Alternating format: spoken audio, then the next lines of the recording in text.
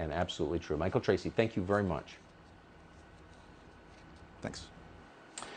So what's interesting is that the people who are lecturing about the plight of women and girls, not just in Afghanistan, but around the world because they care about women, don't care at all about Ashley Babbitt, an American Air Force veteran who was unarmed, not warned before she was shot in the neck on January 6th. She died. That's fine. Let's applaud it.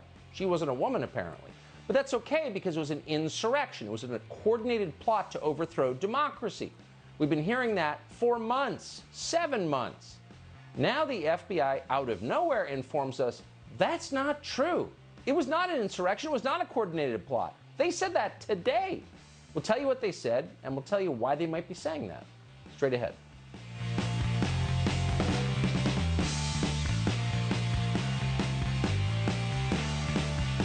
When did you see the sign? When I needed to create a better visitor experience. Improve our workflow. Out of He saves over 7. It was the January 6th. The ongoing extremist threat and sits down with the top voice of the Taliban. Will you say that you renounce Al-Qaeda specifically? Don't miss Sacrificing Afghanistan, Part 1 in an all-new season of Lara Logan Has No Agenda, Sunday on Fox News Channel. We still don't know the name of the law enforcement officer who shot and killed Ashley Babbitt. We don't know whether it was the Capitol Hill police officer who left a loaded firearm in the men's room. We do know that Ashley Babbitt was unarmed and apparently not warned before she was shot to death on January 6th. But we have learned this: that officer will face no punishment. Fox's Matt Finn has that story for us tonight. Hey, Matt. Tucker, you may recall that viral video from the January 6th riot showing that Capitol Hill police officer shoot and kill Air Force veteran Ashley Babbitt inside the Capitol. Well, now an internal investigation has reportedly exonerated that officer.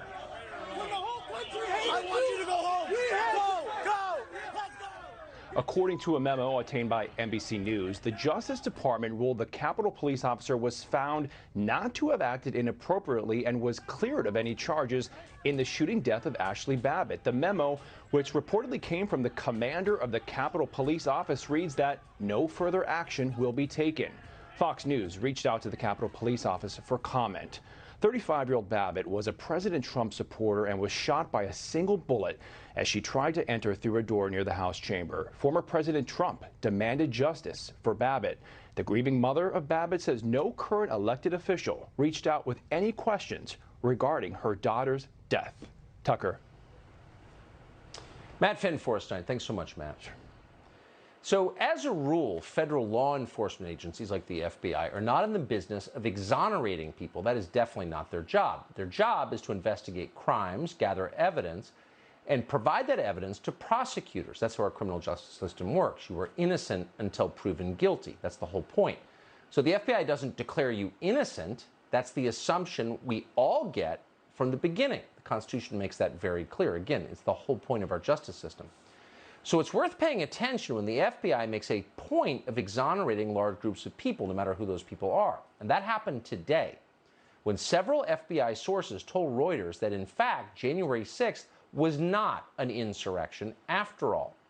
According to Reuters, there won't be, quote, any charges alleging that any individual or group played a central role in organizing or leading the riot. So there was no plan to overturn the election. There was no coordination at all. As one law enforcement source told Reuters, quote, 90 to 95% of these are one-off cases. Then you have 5% maybe of these militia groups that were more closely organized. But there was no grand scheme with Roger Stone and Alex Jones and all of these people to storm the Capitol and take hostages. Therefore, don't expect any more charges for conspiracy or sedition or anything like that. Huh? What is this? Since when does the FBI go out of its way to leak information exonerating Roger Stone and Alex Jones? What is going on here? As a threshold matter, it's worth remembering what the FBI was claiming for the last 8 months. On January 30th of this year, the FBI planted this story in the Washington Post, one of many. Quote, FBI probe of U.S. Capitol riot finds evidence detailing coordination of an assault. Meanwhile, every national security expert, including the former FBI director, repeated that line verbatim on television for the entire year. What we're learning about how the insurrection was planned and new warnings about the threat we still face. You really don't end up with a crowd of that size, of that direction, of that cohesiveness without a significant degree of pre-planning. Every law enforcement leader has said that this was coordinated and planned. All the witnesses agreeing this was planned. This was a planned, coordinated attack. These were not tourists. These were not misfits. This was an organized insurrection, and all the images that you're showing prove that. There's no doubt there were at least some conspiracies, people wandering around exercising their First Amendment rights. Don't bring ropes and ladders and sledgehammers to a spontaneous event. This was a planned assault, as if going after a castle. These people are so dishonest.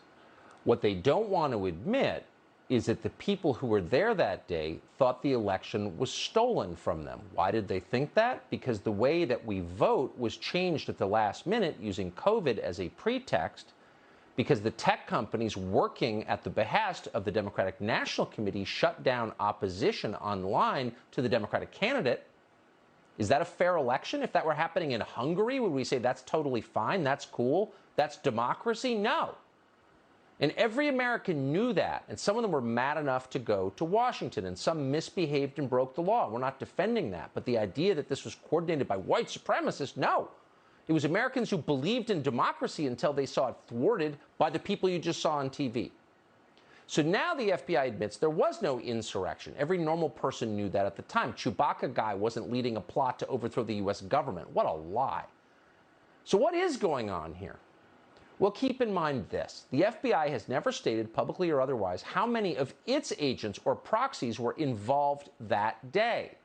It's pretty clear if there was organization going on, some of it came from the feds. That's true. We were attacked for saying it, but it's true.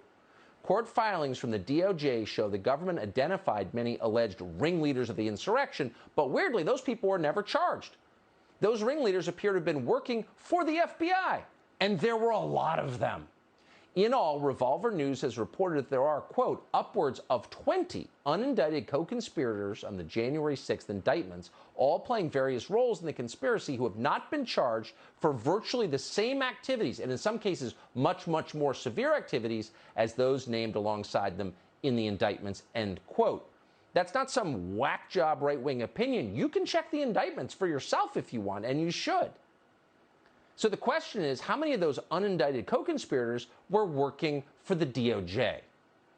That's a good question, one that nobody seems interested in answering. Dick Cheney's daughter's out there every day demanding that we have this investigation. Adam Kinzinger cried about it on TV, but they don't want to answer that question. Why is that exactly? Well, today's announcement from the FBI guarantees that none of those ringleaders will ever be charged. Oh, that means if they were working for the FBI, if they were agents or informants, like the leaders of the plot to kidnap the governor of Michigan, for example, there's now a very good chance we will never know.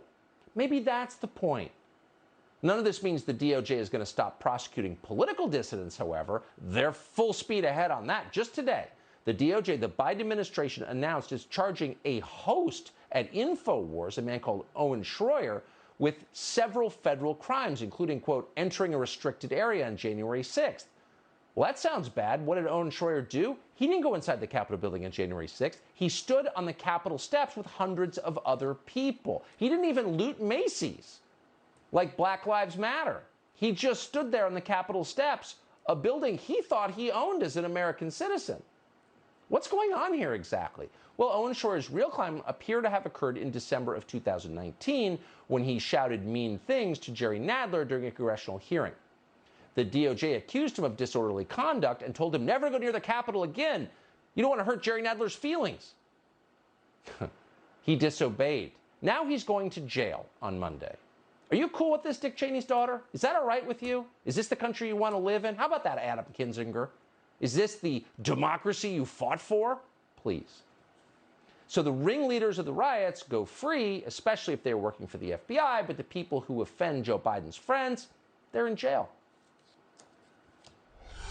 One programming note tonight. Our Tucker Carlson Originals team has been looking into the events of January 6th very closely. We've been doing it for months. We plan to bring you that report. The video we've collected is shocking and informative. That's the next installment in our documentary series. It's coming next month. Well, it wasn't long ago that Jeff Bezos' newspaper was telling us that birds